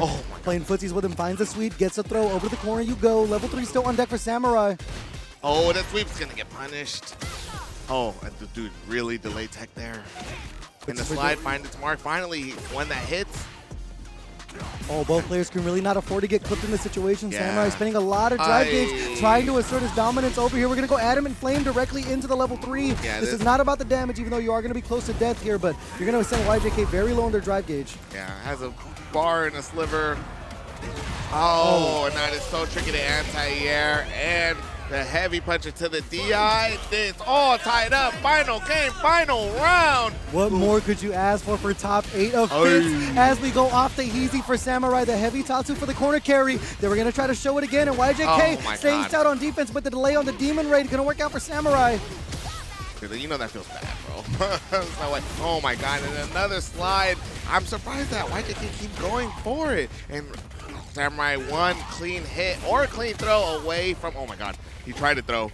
Taking for his life right there. The critical art still on deck. We saw YJK make the magic happen. They get the forward throw here. Dashing on inward. They find it so nice. We'll show it twice. Another throw. Samurai in the corner here. Can you attack the drive gauge? No, Set him in a burnout. He burns himself out. It's almost a guess for game situation as we get back to the throw loops. Coco, it's as close as you can want it. The critical art still on deck for YJK. Dude, YJK is 1. You would swear that. Oh. Samurai clutching it out with the jump in the trade. Unfortunately, does not work out in YJK's favor. This also coming from the loser side. So winner going to be moving on. Loser going to be going home. Is the Sencal Prodigy going to move forward, or is the new face going to take a name? All right. Already starting off, and that Crazy Diamond, you can't really jump on him. I guess these are 2 players you can't really jump on, honestly. It's going to be a really grounded match. And this is where Crazy Diamond makes their money right here. And we notice every single time someone jumps out of the corner, it's never for free. He's going to make sure he at least gets a light in. Yeah. You got to pay a little bit of tax, right? Ooh. What a whiff punish. Crazy Diamond showing the footsies. That's one thing. His micro walkbacks just work out for him so much. And sometimes he'll just backdash in your face and find you whiffing a button right here. And Crazy Diamond right now looking absolutely pristine in the way they're running their offense. They bait out the pinwheel. Perfect KO to start things out. Crazy Diamond played that one sick, man. You see him, he didn't really overcommit to anything, right? He had the setup for a lot of things that you think like, okay, now it's time for Rashid's time to come in. But he pumped the brakes, kind of seeing how RiceBoy is reacting to things, right? And there's the backdash we just talked about from Crazy Diamond. They're not afraid to do it even in neutral. That's not something they only do in the corner to defend themselves here. And they've been getting a lot of grabs. And now let's see how RiceBoy deals with the Yasar. All right, level 2 on deck, and RiceBoy not biting. He's willing to take the throws. And, but he ended up, you know, down backing a little bit too much and got clipped, and it ate a hell of damage, honestly. Yeah, and then a lot of drive gauge as well. That level 2 is so good for Rashid. Continues to be to this day. There's the stand medium, but not able to get the confirm into the stand medium punch. Punishing the sweep there. Strike throw situation. They try to go over the top, but another throw going to work out for Crazy Diamond. Up 1 game. Hey, your boy's playing kind of sick. You know, Dude, our boy. Yeah, our boy now. NYChrisG playing. I mean, when they were playing at risk, we were popping off for him just as much as every single person that's from the Bay. Not gonna lie, every event he comes, I fuck with him more and more, man. Yeah. Crazy Diamond's cool, man. He's opening up little by little. But you know what? He be yapping now, bro. Yeah, just a little bit. He be yapping, bro. Yeah, opening up, but starting the game off by opening up a can of whoop ass on RiceBoy right here, up 1-0 here. So let's see what the adjustments are going to be. RiceBoy still spinning a lot of drive gauge to get in, whether it be a raw drive rush or off of the cancel. Yeah, and RiceBoy finding the perfect time to jump in. Jumping in on the button there, but he does get counter hit by Crazy Diamond. And good defense played. Oh my god, but better defense by Crazy Diamond to stopping the drive rush. The punish counter with the jab, like you mentioned earlier. About the landing frames, the heavy spinning mixer to keep Baby in the corner right here. It seems like RiceBoy's just kind of at a loss with how to escape the corner. Crazy Diamond does him the favor there with the back throw, but they're gonna get something on the way out there as they just run back in for the corner carry. That's such a crazy like frame kill. Just a straight up running. Sprinting out. It's like weapons, bro. Can't afford to get clipped. What a great job. Knowing that RiceBoy wanted to take up that space, he ended up getting the counter hit and confirmed at that. Yeah, and Optimal with the Super Rashid kick on the verge of going up 2-0 here. It just seems like RiceBoy cannot figure out how to get out of the corner against Crazy Diamond. We mentioned RiceBoy likes to use a lot of raw drive gauge that we see there, but unfortunately in the corner, when you don't have room to raw drive rush, you're going to get clipped every single time. Both guys barely missing, but Crazy Diamond on point with those anti-airs there. It's just plus frames and caught him standing up. Trying to go over the top again here. That's the thing is RiceBoy's doing a good job of just blocking, but Crazy Diamond is just slowly moving RiceBoy over into the corner. Yeah, and RiceBoy playing some pretty good footsies right now, making Crazy Diamond run into his feet. It's a whirlwind shot to try to slow things down, but as you mentioned, you cannot jump on Crazy Diamond. That heavy spinning mixer is on point as we see it again from Crazy Diamond. They get a conversion off of that. But he knew the side switch was going to happen. That was kind of clean. As you mentioned, he's been on point lately, getting caught low right there, not spinning the meter to get some of their drive gauge back as RiceBoy. Over the corner, Crazy Diamond goes. There's the instant overhead. They have the level 2. If they choose to spin it, they find the low forward off of the walkback. That's going to go directly into the critical art, and Crazy Diamond's going to take a 2-0 lead. Dude, I was gonna say, because RiceBoy hasn't really shown tech on Wake Up, or maybe we just haven't seen it, but that not only was it tech, but it was the delay tech, and Crazy Diamond timed that perfectly, that he was able to get the shimmy. That was a clean shimmy. Yeah, I feel like that's one thing that was missing from Crazy Diamond's game for so long, is they wouldn't cycle their options well enough. Like, it wasn't as fluid to where you couldn't really get a read on what their option was going to be, whether on your Oki or his Oki. But he's done such a good job of just having the right call consistently. You can't really get a read on him. Well, not only that, but it's like delay button or delay throw is such a good option in this game, right? But the fact that he was able to call out the delay and still get the, you know what I mean? Like, he got the shimmy on the delay. Like, that's impressive, man. That's really impressive. It's really hard to do. See if RiceBoy can make something happen, but still protecting the Arabian air is Crazy Diamond with a heavy spinning mixer, and RiceBoy back in a familiar spot, but we're going to get the back throw here. Nice, and what a perfect time to bust out. Crazy Diamond's getting some space in, yeah, and even stops. But yeah, we keep talking about Crazy Diamond's anti-airs. RiceBoy got him on point too, and what a great counter hit conversion. And now you're in RiceBoy's world here. We saw the instant overhead attempt there. No punish. You can punish the landing frames on that one. But RiceBoy, unfortunately, as I say, getting punished by their own landing frames. Going to use the level 1 to counteract the overhead right here. Get themselves some space and the life lead. All right, and Rice Boy immediately goes in, and when talk about delay, he was able to get the delayed jab into the combo and was able to get the throw to finish that round out. Starting to see some life from Rice Boy here, but Crazy Diamond, as you mentioned, delay button so good. It perfectly timed the standing medium punch right there. Look for the backdash, getting clipped by the OD pinwheel, but no harm, no foul, as Crazy Diamond still has a small lead. Crazy Diamond finding the throw there, and he goes right back in. Here's another throw for you. We're going to see it 3 times. Do I hear 4? Oh, he sniffed the backdash. Yeah. That's great awareness from Crazy Diamond. They have the level 2, so the next knockdown, you might see the Yasar come out. He knows the side switch again. How does he know? Yeah, it's kind of crazy. But a little bit unfortunate that he gives up the corner that way. But it's kind of nice that that heavy spinning mixture has a hitbox on both sides. You caught by the OD pinwheel right there. You know Crazy Diamond doesn't want to spend any super meter here. He wants to get out with that full level 3. But here comes the Feng Shui engine from Rice Boy. A timely drive reversal there to get some space for Crazy Diamond. Oh, and he gets out of the corner. That was sick. Oh, no spinning mixture. Yeah, had committed to a button previously. And here's Rice Boy's time. Spending it all. Yeah, Crazy Diamond, yeah, spending it all to try to get himself a little bit of pressure. And the DI fight is fine. And it wasn't even a wall fight, which kind of sucks. You still have the super to defend yourself, but you got caught by the standing medium punch, and that should be enough to close out the round for Rice Boy. It's turning into a scramble, and that might be the kind of fight that Rice Boy wants. Yeah. The fact that the DI didn't wall spot was huge for Rice Boy there. Well, we know that Crazy Diamond will not be deterred from their game plan as they find another OD spinning mixer to break up the monotony there. Eagle spike for the corner carry, and then another delay button. Nice, yeah. Crazy Diamond finding a lot of straight counter hits here, and delayed the drive was just a little bit too much right there for Rice Boy, and they're going to be able to escape the corner though. Crazy Diamond with a small life lead as we go air to air here.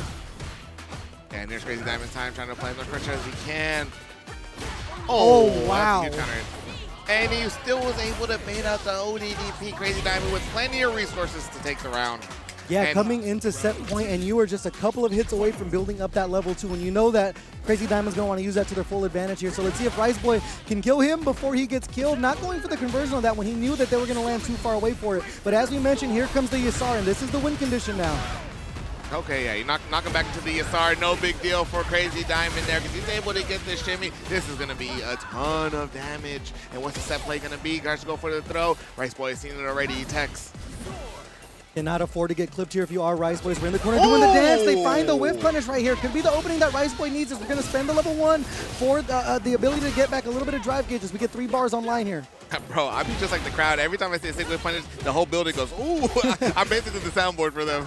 Oh, look for the Habibi chop right there. No one home on that one. The crosscut from Rice Boy. Anime Games got crosscuts. Apparently, they checked with the jab, but not able to convert off of it. The heavy spinning mixer doesn't take the juggle on this one, and he finds the low forward. Crazy Diamond going to take it 3-1 over Rice Boy. Sencal's own is moving on.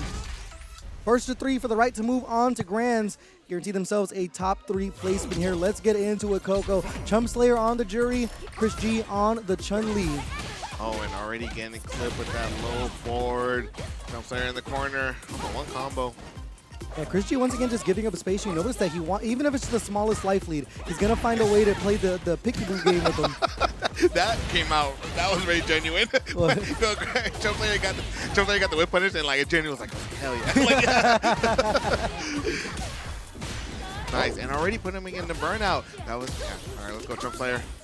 Yeah, and that becomes kind of a gambit too because we know Chumpslayer loves putting their opponent into burnout by using the Feng Shui engine and other options like that and try to play with it. And they do such a good job of sneaking in their DIs as we see right there. I was going to say it's going to be interesting to see if ChrisG has the modern reaction to counteract that, but right there, not the case. Not the case, and Chumpslayer staying patient, holding his ground, but unfortunately got caught standing up. Getting bird kick to get back to neutral here. The level 2 on deck for ChrisG right here. You can afford to get clipped if you are Chumpslayer. Chasing down the fireball though. Yeah, I was going to say, look at the space he's taking up. Yeah, and look at him building up his stocks. So he can throw out. Oh my god. That's another thing about Chun-Li with that slow-moving fireball, the Kokoka, and you're able to take a lot of space walking under the air lightning legs, though. Chumpslayer finding the punish. And that's what I mean. Chumpslayer has experience in this match, so he sees that. He knows to walk under it, and he knows he can get a big punish out of it. Tell you what, man, Chumpslayer wins this set. People are going to be popping off in this building like they haven't before. I'm going to be popping off, brother. His couch is getting flipped over. But ChrisG answering back as we get the full carry into the corner here. Level 3 on deck for both players, mashing out those lights. I'm telling you, man, I know the fastest button in this game is a 4-framer, but I swear that stand jab from Chun-Li might be 2 frames. All right, and then ChrisG willingly put himself in the burnout and still manages to get the perfect. All right. Complete change of pace there, but both players are going to be entering with that full stick of butter on their super gauges. ChrisG once again just giving up real estate, and they're able to walk back and punish the dive kick attempt from chumpslayer. Yeah, maybe looking for a fireball there. But nice, chumpslayer gets the backdash, spends a little bit of resources to try to get in. Here, hold these plus frames, and by the way, here's a level 2. I'm going to try to put you in a burnout, and right before that, I'm going to bait you first. Yeah, what a bait right there. You saw ChrisG just kind of reel back in their chair. They're like, oh, for real? Like, you stopped comboing in the middle of that? But actually, we're going to break out with the level 2 right here. And with your chumpslayer, it's not the end of the world because you did make ChrisG spend some meter, and you still have him in burnout. Yeah, I was gonna say, look at chumpslayer just walking forward, wants to put some pressure on him, but now he's actually losing the drive gauge war. Yo, what an air there. That was kind of sick, and he gets to jump in. Yo, man, chumpslayer's fucking sick at this game. Putting themselves in a burnout that they are building up the super, block the DI right there. No harm, no foul, still safe on that one. Dashing in for more here. You saw ChrisG buffering something in that situation. Nah. Oh, and ChrisG finds the, hey, here's a level 2. I don't think the skills though, actually. Well, not enough to kill, but you are going to have a guess for game situation. While you're in burnout, they dash up. Look for the light on that one. chumpslayer has some super back on deck. They can pop the level 2 and look for the chip here, Coco. Yeah, oh my god, it's going to be a huge chip, and not only that, it's going to be massive pressure. ChrisG having absolutely no means, going to push it straight into the corner, which means the DI is going to be nice and free. Here it is. Yup, and chumpslayer will be taking game 1. How the hell do you keep your composure when the whole world is popping off for you, man? I'm over here holding my breath. I'm supposed to be I'm going to do the Steve my arm thing right now. But right now, ChrisG putting chumpslayer into the corner here, close to 50% down. Nice and good parry. Kind of smelled the overhead coming. Still just jailing him in the corner here with the buttons. chumpslayer not panicking in this situation. The raw drive rush to get out. Has a level 1 on deck as they try to go over the top here. Low forward, finding its home once again for ChrisG. Doing a great job of sneaking those in here, and it's a strike throw situation for chumpslayer. They're going to use the level 1. It is going to find its home. It looked like ChrisG was looking for the throw. And hello smart, because ChrisG is low on drive gauge, so it's going to be an attack on the drive gauge, and he's not spending his own OD meter, so he can apply all this pressure and get sick-ass shimmies just like that. Will he risk the DI? That's gonna be DP'd, he protects the skies. Going low with the fireball, gets the throw right here. It's going to be a guess for ChrisG. They look for the level 1. That's not going to work chumpslayer goes over the top, on the verge of going up 2-0, Coco. Oh. I don't think I've ever felt energy like this at Magitek games before. You can cut the tension with a knife from this entire crowd. We typically don't have like invaders like this, right? So at least to this level that ChrisG is. So, for sure. Dub over ChrisG. I mean, it shows how good you are as a player. Very, very strong player, but chumpslayer has to finish the job. We can't celebrate too early here. Oh, yeah, and that's a low forward, yeah. And let's not forget we're playing here, right? Trading button for button here, and there's the feng shui engine again here. Will ChrisG try to spend the drive reversal as they eat the low to try to protect the drive gauge? They are going to find the drive reversal this time. And I think ChrisG's okay with this, considering he has meter on deck. And is he like buffering even on monitor? Like, what's happening there? You might want the damage on that, but he gets cut with a low forward. There's a DI sneaking in. It's not going to be close with a kill, but chumpslayer right now is able to sneak these in as they jump over again. They have the level 1. They're going to lay it all on the line. They spin the entire thing. Not going to be enough to kill, but it's a strike throw situation, Coco. Yeah, it's not going to be enough to kill. I actually don't even know if a throw would kill. Oh my god, look for the instant overhead, but they find the throw! Dash into the throw. chumpslayer ice cold right now, baby. 2-0 over ChrisG right now, and it's looking like a massive mountain for ChrisG to climb. They go over the top with the overhead, but there's a low forward again from ChrisG. Hey, I'm gonna give you a little insider knowledge. There'd be sometimes I'm playing in tournament, and chumpslayer will kind of whisper in my ear, hey, round start, drive rush overhead. He'd be like, do it for me. Right now has ChrisG in a burnout with no super to defend himself. Not able to get the full punish off of the dive kick right here. Drive rushing in. With the sweep at that, it actually really worked out for him. Yeah, ChrisG can afford to get over to the corner here. Almost going to build up the level 1. This time they are going to react to the DI right on time. But you know what? That's going to take the level 1 off the board. Yeah, so that he's able to get that. Oh, that sucks. Oh, the fireball messing everything up from chumpslayer. That kind of sucks. ChrisG somehow making an omelet out of a scramble. Going to take the drive gauge chip here. Actually, the life chip and the OD lightning leg's going to be enough to close it out. ChrisG back on the board. Damn, ChrisG got hella saved by that fireball, bro. He got hella saved. Oh, and the low forward finding its mark. Level 2 on deck for chumpslayer. ChrisG cannot afford to spend too much drive gauge if he doesn't put himself in a situation where he can continue to make the guesses wrong. Right there he is. Nice. All right, he's able to get the hit in level 2 right on deck, so he's going to go straight to level 2. You see ChrisG shaking his head. He said, how many more level 2s can I eat, bro? You do build meter pretty fast in this game. Yeah, welcome to NorCal. You got to deal with chumpslayer's level 2s, bro. Will he sneak the DI in? Oh no, the wall bounce, able to get out of the air, or out of the way of the jump medium punch. Drive rush overhead, ChrisG coming back online. Oh my god, okay, the defense by ChrisG is actually really showing now. Was able to block the overheads, not get opened up, and do opened up Chumpslayer himself. Okay, all right, the experience is kicking it. Dude, this room went quiet, bro. Yeah, this room went hella quiet. Turned into a funeral real quick, but ChrisG putting themselves on the board, still down 2-1 here, but you can see both of these players are making the adjustments they need to in neutral right here. ChrisG just, unfortunately for him, making the most out of a scramble in that left side of the screen. I like that on the scramble bar you had earlier. Slight bar. All right, chumpslayer pushing him into the corner. Just a straight move. Hasn't even landed a hit yet until now. And you see them delaying the buttons. They're trying to bait something out for ChrisG. Oh, They drive rush underneath. Yeah, he spent the rest of his meter for the side switch. Ah, shit, and he ate a huge DI there. Old strategy, Coco. Let's see if it pays off for him because ChrisG right now is spread. Yes, he is. ChrisG has chumpslayer in the corner now. Got the counter hit confirmed. Holy shit, he's a low-key cooking right now. Yep. Speaking of omelets, yeah. Chumpslayer getting forward like one, unfortunately. And the crowd coming alive now, as you mentioned. It was a little too quiet, but they're trying to rally behind their boy here as ChrisG is trying to tie things up 2-2. Doing the dance here, Coco, looking for that low forward. Oh, and he gets the throw, yeah. Chumpslayer getting a little jump happy there. Nice, and what a great check on the driver forward there. ChrisG busting out. Yeah, the potential kicks just to make sure that you keep Chumpslayer over in the corner here. Level 2 on deck. They're going to look for the burnout here. Will ChrisG risk the drive reversal? Yeah, I think he took the hit there. Oh my god, dude. Perfect parry. Yeah, oh, didn't get caught by the jump in right there, but over to the corner you go. The level 2 going to run out here. ChrisG fighting the confirm, but they put themselves in a burnout. They're going to hold on to the level 3 here to make sure they can defend themselves. But the ODDP going to work out for Chumpslayer. Do you risk the DI, Coco? Do you risk him when you have him on the ropes here? Not protecting this guy. You saw the buffer for the DP. Yeah. Oh, he ended up finding a low forward. Gets him with the drive rush overhead. Okay, not going to meet up the kill, but maybe one more hit or one more throw. He can chip him out there. Oh, just shimmy him. Let's go. Chumpslayer 1 round away from knocking ChrisG into losers and moving on in the grand finals. As close as you could possibly want it here. Space and drive just to keep the offense going, getting clipped by the end of the Fuha stock build. Nice. I love that.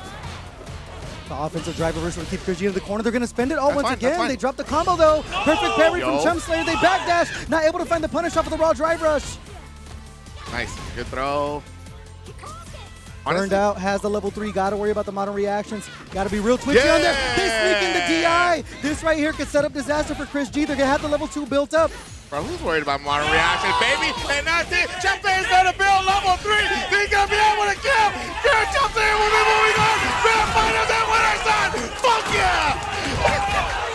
FITS is losing their mind. It's absolute pandemonium at Magitek Games as an entire crowd has formed around Chumpslayer, and he has taken it 3-1 over ChrisG. You have to love what you saw right there. The risk being taken with the DI and the spending of the level 2 super right there. It's going to pay off for Chumpslayer as they punch their ticket over into grand finals. NorCal was loving it. Meeting of generations right here, and I know that there's going to be some noise made for Crazy Diamond from the SenCal boys. Yeah. All right. We got game 1. Loser semifinals. Nice. And what a great whip punish to start things off. I'm already losing my freaking voice, man. Hey, early on here, that's how we do it at FITS, baby. And right now, Crazy Diamond doing a great job of finding the low forwards. Also gets the whip punish there with the standing heavy punch. And this is exactly what we're seeing in their first set with the jab on that one. So not able to go out with a little chunk of change. And this is where Samurai wants you to guess hard.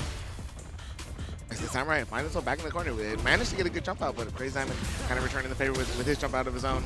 And we talk about the patience of Samurai. Sometimes they'll have you in the corner, stare at you, and do nothing. I mean, Crazy Diamond just gave up a bunch of real estate, and Samurai going to take advantage of that. Yeah. Actually, yeah, very smart. And talk about the experienced player, right? He sees that space. He's I'm going to take it if you're going to give it to me. Got caught with the whip punish right there, the low forward. Heavy Tatsu for the knockdown, and here comes the Akuma offense. Oh, yeah, trying to get a little bit of shimmy. Crazy Diamond not really biting. Tries to jump out, though, and gets clipped for it. No patient on defense, though. Doesn't confirm off of the stand. Heavy punch. They dashed in the face of Samurai. Wow. Ballsy. Oh, and he's going to get hit with the fireball. Samurai will convert. Yeah, up 1 round here. See how Crazy Diamond can respond. Has a level 2 on deck. You know, it's the win condition. It's one thing I've noticed is Samurai's willingness to take the throw is kind of biting him in the butt against Crazy Diamond. But the gambit to that is you have to put Samurai in the corner here as he's in full control against Crazy Diamond. All right, yeah, tries to go for a little bit of shimmy. Crazy Diamond staying patient, so he will get thrown for it. Low forward landing there, almost building up the level 3. Samurai has one of his own. That should be enough to close it out. I was being nosy too, bro. All right, Crazy, yeah. Samurai with more than enough resources. Going to spend the level 1 to get the kill. Yeah, Samurai just playing a very solid first game there. You saw Crazy Diamond have that offensive advantage, having Samurai in the corner in that first round, but other than that, it was all Samurai, but using the medium spinning mixer there for the corner carry. Yeah, and I think you pointed it out in the first game, but Crazy Diamond kind of giving up a lot of space, and Samurai is so, like, he's so attuned to it, he's going to take it, right? So maybe if we see him walk backward, maybe a little bit less, right? But it's kind of easier said than done because Akuma's buttons are so oppressive. Oh my God. He didn't hold parry long enough right there. Got caught by the overhead. Not going for a full combo off of that. Holding onto the drive gauge of Samurai here as they find the punish counter. Over to the corner you go for Crazy Diamond, and just mashing out the light's going to work out here. Yeah, dude. And he is actually... Dude, and Samurai is like making all the right guesses here, man.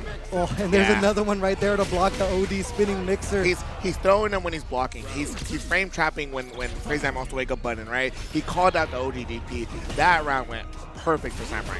Yeah, great adaptations, and I mean, when Crazy Diamond was playing and Samurai was behind him, I mean, they were watching like a hawk to make sure they could diagnose and digest every single decision that Crazy Diamond loves to do here. And you notice they're staying out of the range of all of the buttons that Crazy Diamond fishes for with whiff punishes, so the adjustments are starting to show from Samurai. All right, Samurai applying a little bit of his pressure, they're playing a little bit of footsies. They're both just blocking things out, though. For the whirlwind shot there, Samurai just staying put. Using all the time he has on the clock here as they drive rush in and find another throw. And I like the risk. You know, Crazy Diamond's going to have to jump from time to time, but Samurai showing that he does have those anti-airs on lock. Damn! Speaking of anti-airs, he was hella ready for that one.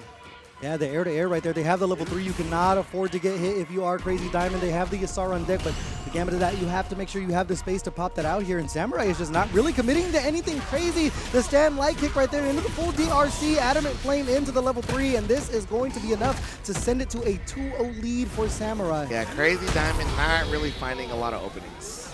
Yeah, you know, he's very good about you know, counter hit confirms and all that, but he really hasn't been given any of that, like, at all. And every single time he tries to move forward, Samurai is there and he's ready.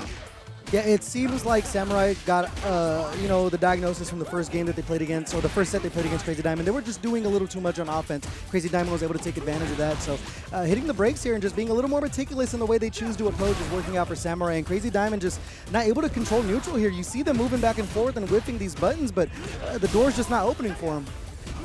All right, Samurai pull him.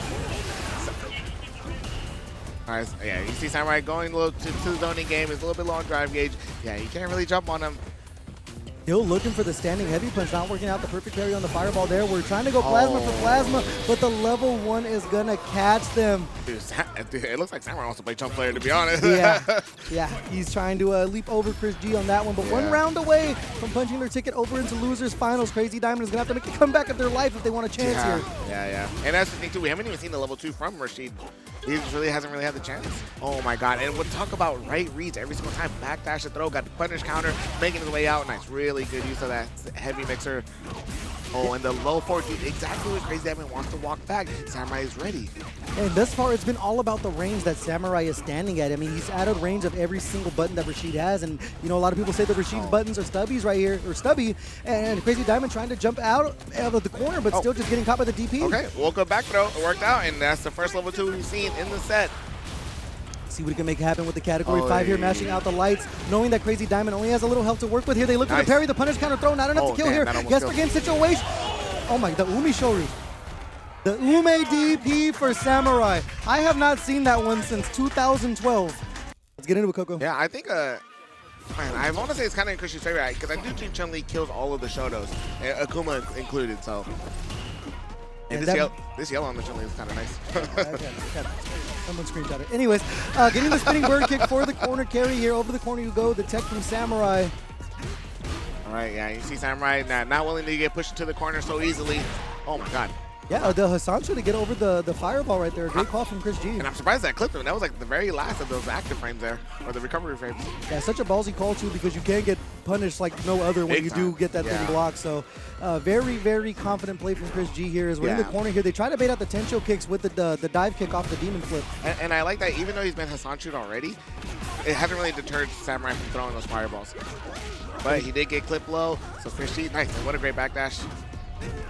Still trying to use the Demon Raid to get in here. ChrisG burning themselves out, but as we mentioned multiple times, that modern kind of keeps you in the clear when you are in burnout in the corner. Yeah, and that walk speed is able to walk up, get the throw, and here's Samurai playing some good old footsies now. ChrisG trying to zone him out. Throwing out that stand light kick again. You notice you don't see it too much because of those long-reaching buttons from Chun-Li, but right here, we're going to go directly into the level 2 here. Should be able to get the full extension on top of it. Not going to be enough to kill here because you don't have the super on deck, but we're going to go for the save jump setup here. You saw ChrisG buffering something. Samurai putting themselves in the corner. Yeah, tried to go for a little bit of the air shimmy, and ChrisG sniffed it out and was like, I'm just going to get out of the corner. That delay for the air fireball right there was super sick to get over the Kokoken from ChrisG. Yeah. Great call from Samurai here, but both players can't afford to get clipped here. We've seen ChrisG land this low forward over and over. So we see there they cancel directly into it. The drive reversal from Samurai. Like the first frame that the DRC came out, Samurai DRC drive reversal did. Yeah, as you can see multiple times, ChrisG, whether or not it is blocked, is committing to that low forward drive rush just to look for some kind of tick throw pressure off of it. And as you're explaining it, that's literally how ChrisG started this round. But I think that's okay. Even if you block it, like, dude, that's a lot of meter spent to start things off. Oh my god. Dude, he was able to get the throw. Yeah, that is filthy. Yeah. Hey, but there's that low forward again, fully committing all of the gauge right there. They have the level 3 on deck. They do the air lightning legs, and Samurai somehow gets underneath it and finds the jab punish. Oh, dude, little micro walk for the shit. Yeah, that was kind of sick. He hit him with a little two-step. Yeah, look like Allen Iverson out there as they get the extension into the Adamant Flame right here. Save jump setup. Both players in burnout right here, but getting caught with the jabs once again. And the fact that the jab was a punish counter really worked out for Samurai. Yeah. Not going to scale too hard off of that DP right there. So Samurai going to be taking the first game here. Nice, man. What a great check by ChrisG there. Guy was able to get the counter hit to full confirm. Tries to go for the throw. Samurai playing some good defense, though. Mixing things up, using the dive here to throw up the timing of the Demon Raid right there. But ChrisG, once again, still putting himself in a burnout. Samurai in the corner here. No super to defend themselves just yet for ChrisG. Oh, my God. Hit him low, yeah. Caught ChrisG kind of standing up. Oh, my God. Caught him standing up again. Is this a ranked match? How much a Demon Flip is coming out from Akuma in this one? And we're going to break out with the ODDP to bust up the monotony right here. Tried to bait out maybe a Tensho kick or a super attempt right there. They look for the DI. Not going to work out, and ChrisG going to find the punish as they come back online with the drive gauge. Okay, I was going to say, I'm actually surprised he spent low one to get the burnout, but I guess he had the block sequence ready right after.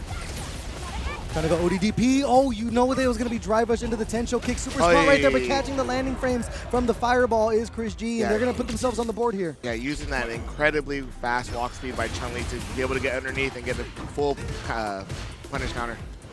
All right, dude, chumpslayer's next to me, bro. I can feel his aura right now. I can feel the aura, bro. It's insane. And here's the modern reaction. The level 2 will find its mark from the fireball. Yeah, even in modern, that's still a super impressive reaction because the startup of the fireball from Akuma is very, very fast there. But ChrisG minding their P's and Q's, 50% down now for Samurai as they find a low, but mashing out the lights of Samurai to get back to neutral. Dude, Samurai's counter hit confirms are kind of sick. It's like it's not easy to do. Oh, he played Street Fighter 4, but he didn't play this baby game. Anyways, has the level 3 on deck here. Oh, that's going to get punished big time. And even with the level 1 on deck, I think he has more than enough resources to kill. ChrisG will be tying it up. 1-1 here, and ChrisG is just fighting off the itis right now. Might have had a little bit too much of that potluck, but they're looking a little sleepy right now. Well, too many egg rolls, huh? Yeah, man, I'm telling you, that Spam Masubi was hitting a little different. The Basole as well, hitting a little bit different, man. Come out to Fits, get fed. Yeah, also get your ass VGC right there with the OD Hisansu. Looking to carry off it with the spinning bird kick. Over to the corner, Samurai goes. Nice. Yeah, good corner control here. Doing the dance right here. Oh, this is massive, and I like that Samurai walks underneath just slightly, so he's able to get the side switch, and now he has full corner control here. Nice hit him with the fat ass meaty, bro. He gets the crouching medium punch linked into itself, and he's able to bait it out again. Wonderful round for Samurai. Yeah, I mean, ChrisG taking the approach of taking blackjack. Just hit me. Hit me. I don't care. I'm hitting on a 17, bro. Just hit it. Yeah, man. Samurai is spending a lot of that drive gauge just to get things started. And ChrisG kind of defended it pretty well, to be honest. Little low on drive gauge, though. Still throwing out the Demon Raid. They're almost daring ChrisG to look for the Tensho kicks again. We've seen it whiff a couple of times and then also blocked here. Yeah, so we saw a lot of the Demon Raid, right? The kind of side switching from Samurai in that first game. And I think ChrisG has adapted by walking underneath it now, using Chun-Li's really fast walk speed. And talking about walk speed, both of these the characters do have it here. ChrisG once again putting themselves in a burnout. Not choosing to go for the level 3 here. The drive reversal was going to be saved. They slapped him on the way out, but no harm, no foul on that one. The critical art still on deck for Samurai here. Yeah, and Samurai can't afford to do anything too risky because level 3 is on deck. Oh, not going to spend any meter here for ChrisG. They're going to let Samurai live to see another day here, but they're almost back online with the drive gauge as we go back to the Plasma War. Oh, and great use of that OD fireball the moment he got the meter back. Samurai tried to follow his own fireball, but the OD, nothing OD fireball can't solve. Yeah, just changing up the pacing right there, and both players enter this final round of game number 3 with level 3 on deck as the forward throw comes out for ChrisG again. Still spending a lot of that drive gauge as they use the raw drive rush to get in. Oh my, yeah, ChrisG hella ready for that. Oh my goodness, and hitting him with the mix-up. There's the knockdown right there.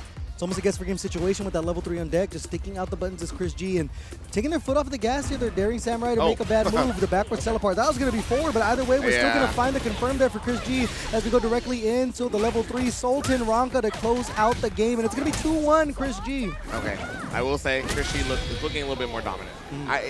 All the things that the Samurai was hitting him with to win the first game, ChrisG already has an answer for it. The adaptations are already there, and he's kind of killing Samurai for it.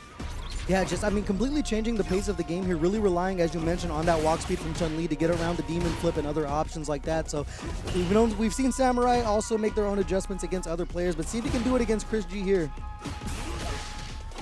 Smashing out the lights. They're going to use the medium Tatsu for the corner carry here. Save jump setup. ChrisG not getting caught mashing, but they're not going to jump out for free as we see the cross cut from Samurai. The OD Tensho kicks offensively. We saw ChrisG do that before. He loves to make sure he keeps their opponent cornered. God, and that's what I was going to say. You know, Samurai staying patient in the corner, but the moment he decides to hit the button, he gets counter hit for it. And dude, and ChrisG in full control, one game away from making it into grand finals. One round away from punching their ticket here. See if Samurai has anything to say about it. Gonna use the DPOS there with the Tensho kicks. Coming back in for seconds here as they attack the drive gauge of Samurai. They've been delaying that button over and over. That time finds the counter hit. The level 2 is on deck as Samurai finds themselves 50% down here. Oh, and the low forward is going to clip him, dude. Everything in ChrisG's favor, even if he puts himself in the burnout. With the fact that he has 2 meters on deck, I mean, Samurai can't even afford to throw a fireball right now. Yeah, gotta be careful with your next move right here. They're trying to bait something out with that reverse teleport right there. Drive rushing in, still looking for the bait, but ChrisG is not taking it. Yeah, but you see Samurai, like, he's not even committing to anything, right? He's trying to make his way out. Oh my god, using the Demon Ray to gain a lot of space. Oh my goodness. Oh, and the throw doesn't quite kill. Samurai still has a chance. Yes, for game situation as they go for the low forward, burning themselves out here. Dude, ChrisG doesn't even care, bro. I mean, with the level 3 on deck, I mean, what is he afraid of, right? Yeah, 50 seconds on the clock, and ChrisG is going to find the air throw for the perfect KO to take it over Samurai. And ChrisG is going to be moving over to Grand Finals for a rematch with chumpslayer. That entire was a statement, bro. That really was. That air throw is a statement, That bro. really was. We got Grand Finals right now. Come on, everybody. Let's go! FITS number 8. Let's get it underway. chumpslayer and ChrisG, the rematch that sent ChrisG over to losers and winners finals. Looking for the low forward there, and ChrisG once again very frugal.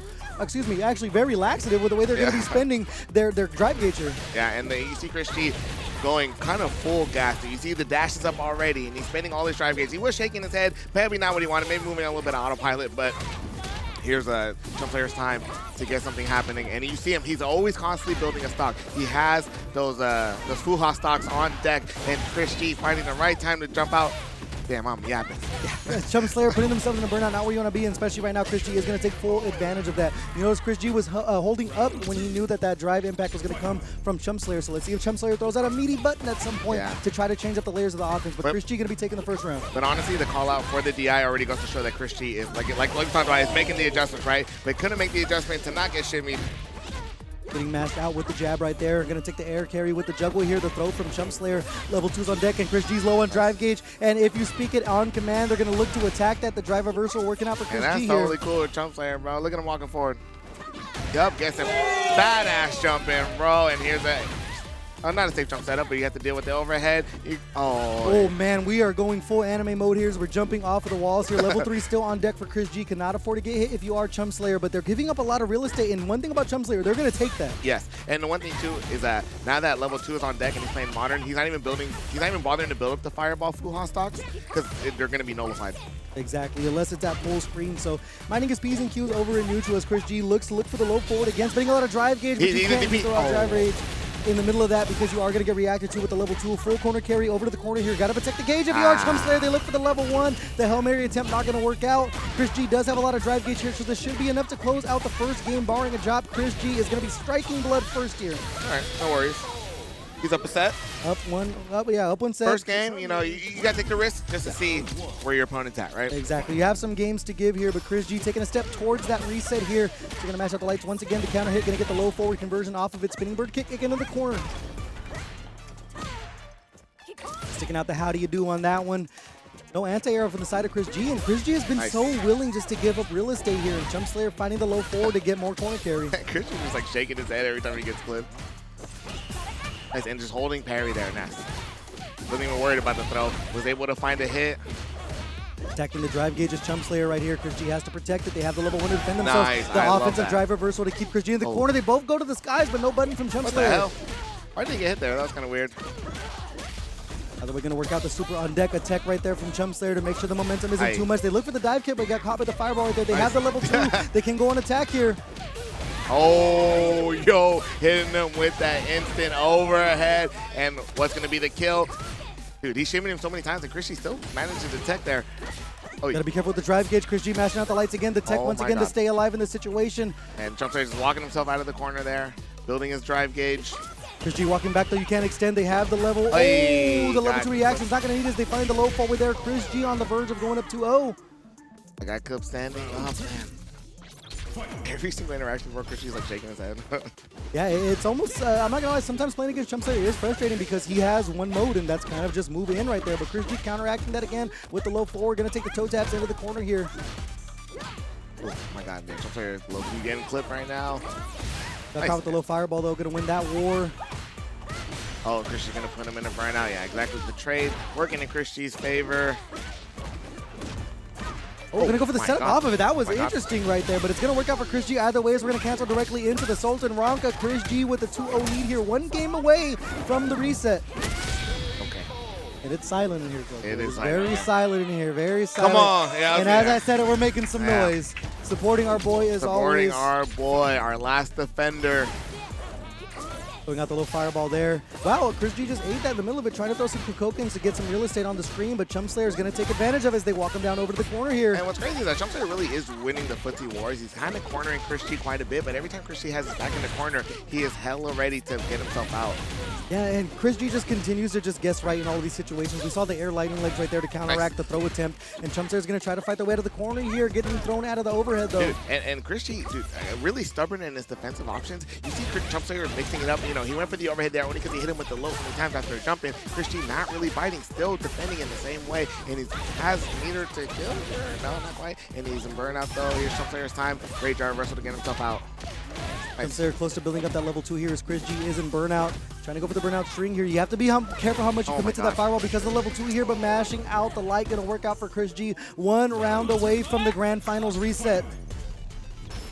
See how things turn out here, Coco. Level 2 on deck for chumpslayer. You have to protect that drive gauge if you are ChrisG, but they are going to get the Tencho kicks for the anti-air. Yeah, the game plan is going to be to get ChrisG as down and drive gauge as he can. But damn, he's taking up a lot of space, bro. Button after button, he's dashing up in his face. And that movement speed is really showing up here as ChrisG has been making these adjustments little by little. The anti-air again with the Tencho kicks. The level 3 on deck cannot take too much more punishment if you are chumpslayer here as we use the movement speed to get in and out here, burning themselves out, and chumpslayer's in a world of hurt. And ChrisG just jumping back. Dude, he's like constantly in burnout. This whole like match has been played in burnout. For relying on the modern super. He knows that chumpslayer can't overextend in this situation. I mean, with the reactions, if it's a button that lasts too long, you could even look for it. No trade combo on that one, but ChrisG's drive gauge going to be coming alive here. Yeah, and you see ChrisG not really biting anymore off the resets, and ChrisG will land the hit. There's going to be a reset. Yeah, full level 3 Sultan Ranka, and you can hear the reset chants coming from the entire building of Magitek Games here on the 2nd floor, and that's the one thing I love. It's like there are the traditions, even if our boy is losing that one, we're still going to chant reset. But ChrisG with a very, very clean and impressive 3-0 over chumpslayer right here. So let's see what the adjustments are going to be from our hometown hero. Yeah, unfortunately, going... Yeah, he seemed like a really calm momentum after he played Samurai too. I think because he looked really clean against Samurai. He looked very clean in this, right before the reset. Yeah, ChrisG's just not really committing too much anymore, and chumpslayer kind of thrives off of you making the wrong decision. You see ChrisG continue to get the life lead, even putting themselves in burnout at times, and just walking away from chumpslayer. Yeah, and you see, it looks like ChrisG is also picking defense first now. You know what I mean? He's not really committing to too much. He's willing to, he's willing to take throws or do whatever. But yeah, chumpslayer, I know he's gonna find a way to open him up though. Yeah, the best offense is a good defense as we see the Tencho kicks there again to protect the skies, and chumpslayer is now the one who's constantly being put in the corner here, and ChrisG once again using the drive gauge to make it happen. All right. Hey, you see chumpslayer taking up a lot of space using that EX fireball. Was able to build a stock. You're almost at a point where you want to force ChrisG to use his super so he doesn't have anything to defend himself as the drive gauge gets very, very low here. He's given up a lot of real estate, and chumpslayer kind of opened things up and started drive rushing inward right there, unfortunately getting clipped and getting clipped again. Not going to have the meter here. This could go into the level 1. Yes, sir, the airborne version, first round for ChrisG in the reset. And chumpslayer waking up with options that are not blocked, so unfortunately he's kind of getting hit. Yeah, it's one thing, too, we noticed in the first set these two played outside of Grand Finals. chumpslayer was finding a lot of throws. So let's see if we can see some shimmy attempts from the side of chumpslayer. It's something that he's kind of walked away from. Yeah, you are right. But he's jumping a lot, and ChrisG isn't necessarily always anti-airing, but as soon as he lands, ChrisG is ready to defend.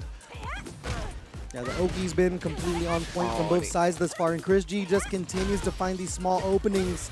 Oh my God, and he's challenging every time he's getting the counter hit after counter hit. He knows the chumpslayer when the pressure's not real, man. Yeah, I think at some point, if you are chumpslayer, you got to hit that character select screen and take a breather on this one. Yeah. It's nodding their head. They're seeing something. We got to see what the adjustments can be, because in the blink of an eye, ChrisG is up 1-0 here in this reset and just 2 games away from closing out the tournament. All right, caught him low, get a little bit of trade, but caught chumpslayer standing up. Getting bird kick for the corner carry. They look for the instant overhead again off of the throw, but just out of range there. Everything is just working out for ChrisG in this situation, and perfectly timed the delay low forward there. Going to get the corner carry with the juggle. Oh, and the lightning kicks, okay, gets defended against, but the counter hit not really working out I guess for either, really. ChrisG backing all the way up. Oh, and the fireball's going to trade so that chumpslayer can try to get in. I think, unfortunately, getting clipped there again to close out the round. I think if you're chumpslayer, you need to get the lead and do exactly what ChrisG is doing. Because ChrisG is almost playing like this you can't touch me like type of playstyle. They're getting a small lead and just walking back, and chumpslayer is forced to have to take a big commitment to try to close things in there. And speaking of big commitments, ChrisG gonna take one there and get punished for it. Yeah, okay, and he's gonna spend the level 1. Yeah, just trying to put him in the yellow because level 2 is gonna be on deck right before we know it. The low fireball there.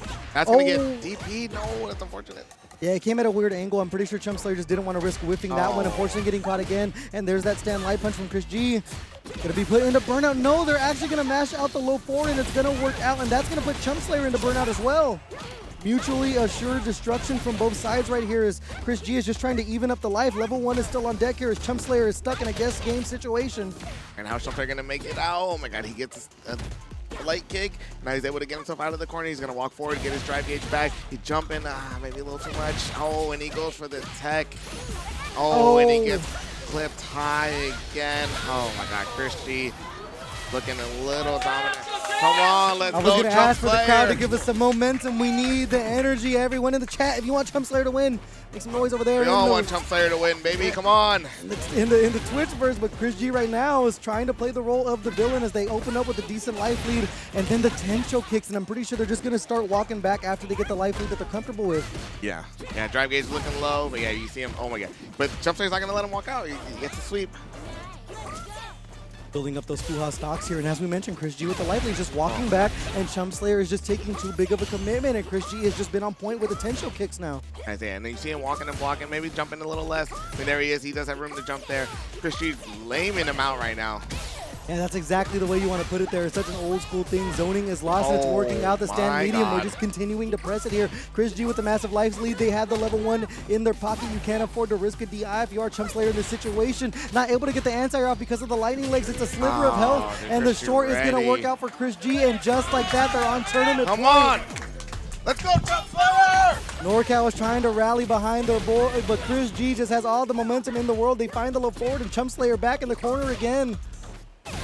Oh, dude, ChrisG ready with all the jumps, man. But you have to take the risk, because if you can land on one of those fireballs, it's going to be great for him. But he's getting clipped, and he's in the corner, eating a lot of pressure. But level 2 is on deck, though. But yeah, chumpslayer's going to opt to not use it yet. He jumps out of the corner. Oh my God. Look for the dive kick, and this is a combo where ChrisG has all the drive gauge in the world. He has a level 3. He's going to cancel into the Sultan Ranka, and that should be enough to close it out. NYChrisG is going to be your FITS #8 champion. The Invader comes in, plays the role of a villain. Unfortunately, our boy did not win, but that was an absolutely impressive adjustment by ChrisG.